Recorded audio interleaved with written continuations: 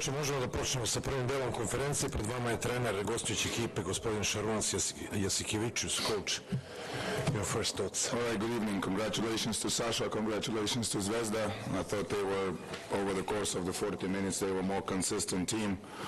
I thought we never really played well. At the same time, our attitude was not the best. Like we've been here for, last 2-3 months. I think we need to regroup a little bit, probably not to feel so good about ourselves, but it's difficult for our players, so like I said, we'll talk about it. We need to be acting a little bit more with humility and hopefully to start another winning streak. So also congratulations to our team, because like I said, guys are really doing a great job. We have injury problems and they are fighting, they are winning games, and to give ourselves a chance for the last 3 months of the season, but today we didn't deserve to win for sure. Thank you, coach. Izvolite sa vašim pitanjima. Ajde, Rajko, samo nemoj dugo. I will translate, coach. Poštovani gospodine Klišius, Rajko Delibačite, Kiskovska Mitrovica iz televizija Chicago. Samo da pohvalim prvo, 19 utakmica bez poraza, to je retkost. 10 utakmica nisam napravili i 9 utakmica u EuroLigi. Da li je posle toliko utakmica morao doći jedan ovakav poraz i da li je ovaj poraz posljedica odbrane Zvezde u zadnjoj četvrtini i slabije koncentracije vaših igrača na toj utakmici? Is this the reason for the loss, good defense of Crvena Zvezda? Or? Listen, like I said, if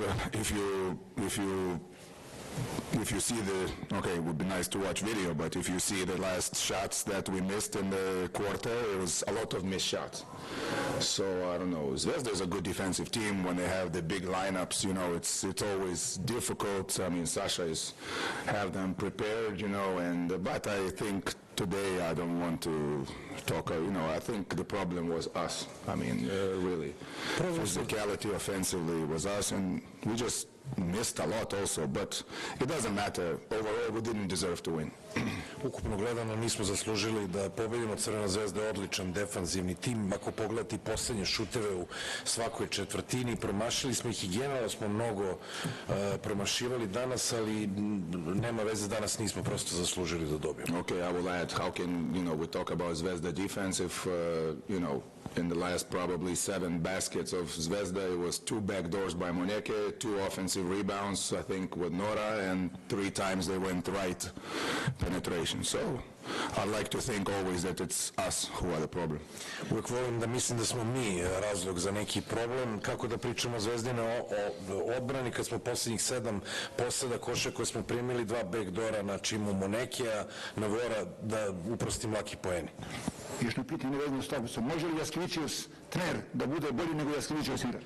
Can you be better as a coach? I hope I don't fucking coach as long as I play. Nadam se da neću biti trener koliko sam igrao.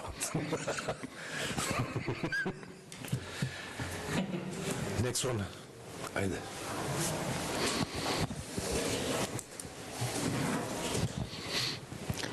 Nikola Paripovic, Telegraph. Good evening, coach. Good evening. I want to ask you about the Fenerbahce future. Your GM talked about NBA Europe and talks about NBA Europe. As a legend of EuroLeague, where do you see Fenerbahce in the future? Listen, you can be whatever you want, but the club needs to do the choices that is best for the club. I think that's what we will do. Everybody understands that this is the most difficult situations. It's very difficult choices to be made. I'm in love with European basketball. I've been all my life. Yes, I'm a fan of the NBA, especially when it comes to playoffs, and it's fantastic. I do understand all the best players are over there. But listen, in my family, it's like I have the kids who are, 14 and 15, and we're waiting for the Thursday and Friday to be as a family watching the games at home. So I'm in love with European basketball. I hope we can find some kind of solution to be playing in the atmosphere like this, like you come to Serbia, like you come to Greek teams, and, obviously Fener has a great fan base as well. Other situations, Kaunas, of course. I want some kind of find a way, but you have to understand that we cannot be standing in one place, you need to improve. Clubs need to make more money. Everything is money, money, money. So this is life. Don't translate; it's too long. Next one. Ajde. Good evening, Coach. Konstantin Mađenic, Gradski Info. You were practically forced in the middle of the fourth quarter to play Anturin at the 5 because of the foul trouble of the other bigs. And in that sequence, maybe Fener had the most success in offense. Is it maybe something you So we're forced to play with Anturin at the 5? Well, is this something you maybe could have done earlier, because it seems when you stretch the floor you have I understand you, but how can I do it if they immediately get 2 fouls? Mika was constantly in the foul trouble. Cam was constantly in the foul trouble. Chris Silva comes in, fouls here. So I'm not saying about anything about refereeing, because zero complaints, about these guys, but we just were constantly in the foul trouble. So by the time it came the fourth quarter, I think when I put Mika 5, probably Mika already had 4 fouls. Yeah, so exactly. So this was my last option, kind of. I was trying to save it. Yeah, we do play, with Nikola Meli when he's there, and Mika playing 5 position. We spread the court, and our guards can drive the ball, and Wade and Taylor with the open paint is really nice. So, yeah, today was just, we can talk tactics all we want, but we didn't lose because of the tactics. Okay. Ajde, Marko. Good evening, Coach. Marko Ibrahimovic, Sportscanet. 2 short questions. First one, did you feel, and your team feel pressure because of that winning streak? Pressure? Yeah, because Why would we feel pressure? No, because, everybody expects from you to win every... To how many to win in a row? Yeah. 20? 20, yeah. Okay. It's not possible. Not possible. And second one... This is the problem, that we didn't feel the pressure. We were too relaxed. Okay. And second one, you mentioned the NBA. What is your opinion about the NBA want to come to Europe and change the, let's say, ecosystem? Well, listen, this is what we speak now. European basketball is up for grabs. Everybody complaining, everybody doing this. So NBA is probably feeling. Obviously, FIBA is this factor that is staying behind, I don't know, FIBA, I don't like FIBA. They are really behind in everything. But like I said, we need to find a way, even with FIBA, to move forward. We need to get better. If the clubs are complaining about the financial side, this is probably the reason why NBA is here, to improve. So obviously, FIBA and EuroLeague been fighting for 20 years. Now FIBA goes closer to the NBA. So it's logical. It's logical things. Everybody's trying to do the best for themselves. And like I said, the most, I'm just, if everything in sports, it must be about fans. You know what I mean? So if like I said, if the fan base is like here, like everywhere, it will be changed to the fan bases of what we're talking about, Manchester's and I don't know what, so where is the logic? One more question about it. Did anybody from both sides ask you for your opinion, because you are... They constantly ask me opinion, but at the end I'm just a coach, and the clubs will make a decision. Like I said, the EuroLeague is trying to find solution, FIBA is trying to find solution. There's so much uncertainty too, so many rumors, and nobody really knows what's going on. I think some numbers, it's not going to be much better if NBA shows up. It's just not logical. There's TV markets, there's fans, how much you can improve. Of course, NBA has experience, probably they will help bring new ideas and everything, but I'm just worried about fans and the essence of the European game, and for me it's beautiful. It's, what's going on here in EuroLeague is just, it's too much, but it's beautiful. Ajde, pa da završamo do puta. Stefan Micevski, Spartak, good evening, Coach. Short one, just to finish the press. What's the goal for Fenerbahce for this season?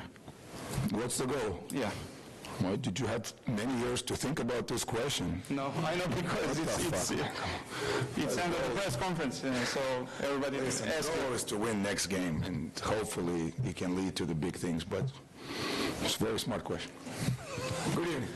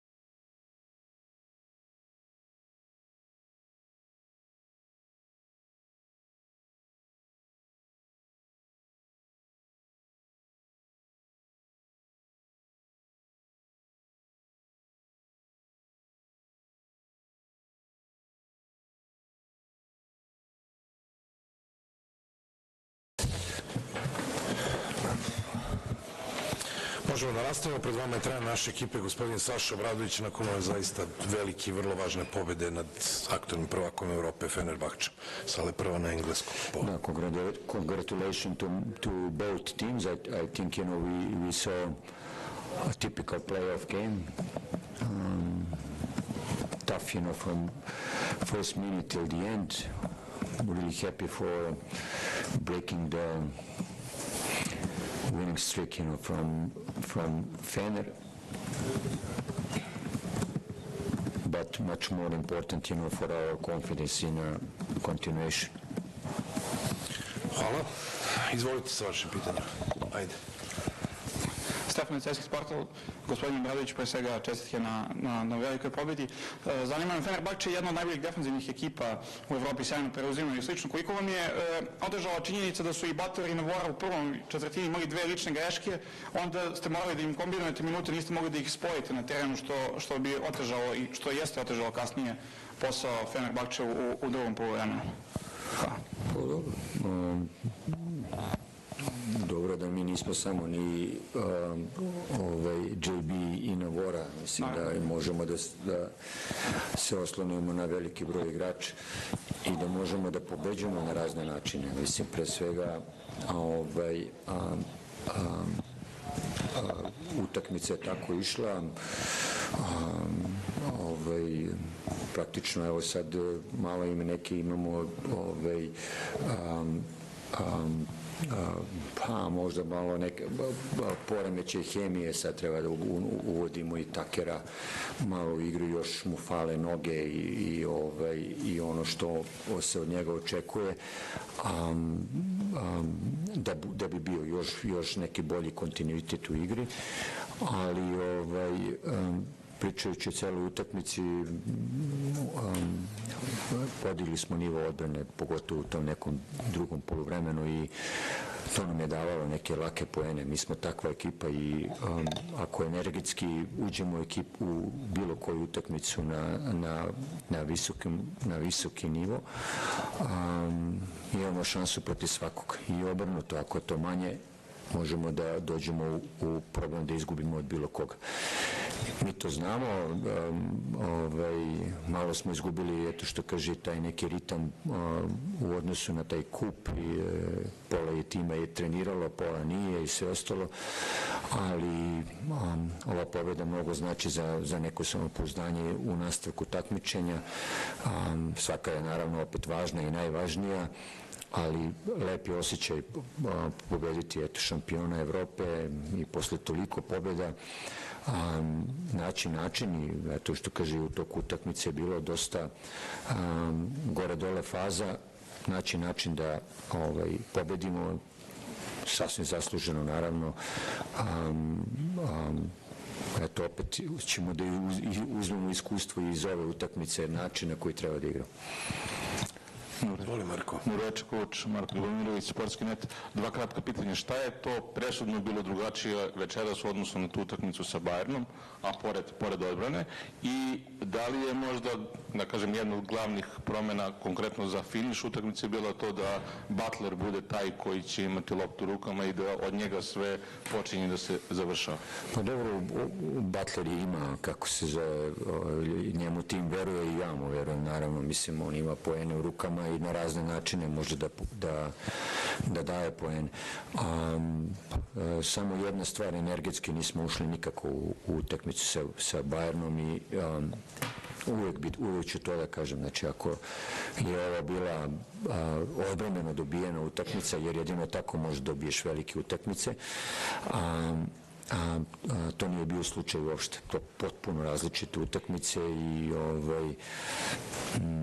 nažalost može da košta taj Bayern, ali ova isto utakmica nam vraća neko samopouzdanje.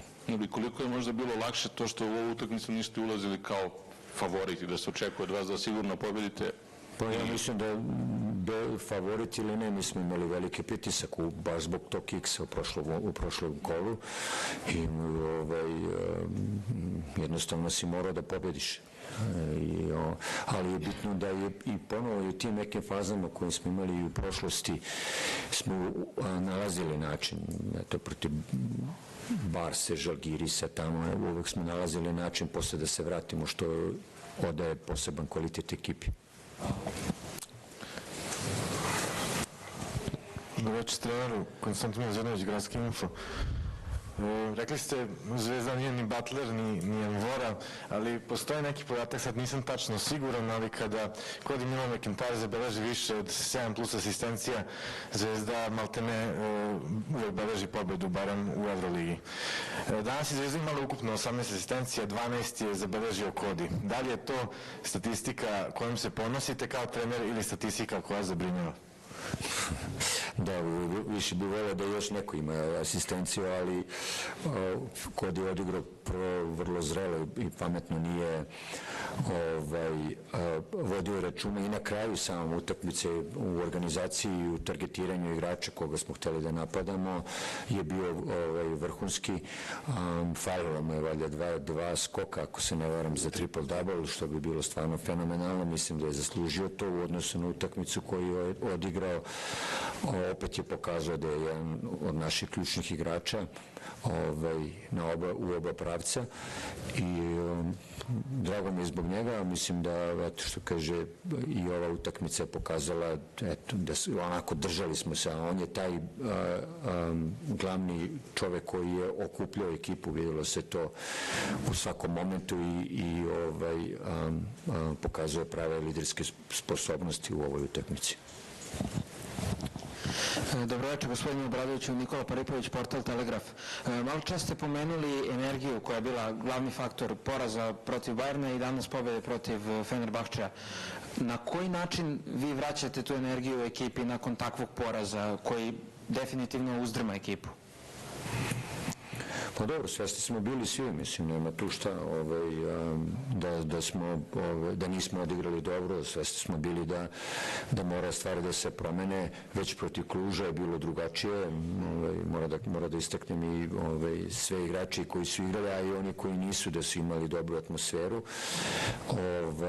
i to se sad prenelo posle na svaki trening koji smo imali, dobra podrška jedni drugih. Imali smo, što kaže, imaš i vremena malo fizički da se oporaviš i da se pripremiš, što nije slučaj u toku evroligaške sezone, ali bitno je da ponovo nalazimo ritam zajedno. Ti ćeš da završiš, Rajko. Dovoljno, kući idemo. Tijena Miljančević, Sport Network, pre svega čestitke na pobedi i zanima nas kako je trenutno stanje Kalinića. Kalinića? Zašto Kalinića? Što je, rekli su da je imao neku povredu i onda da je bio u jednom trenutku, Ne, ništa, ništa. Sve okej.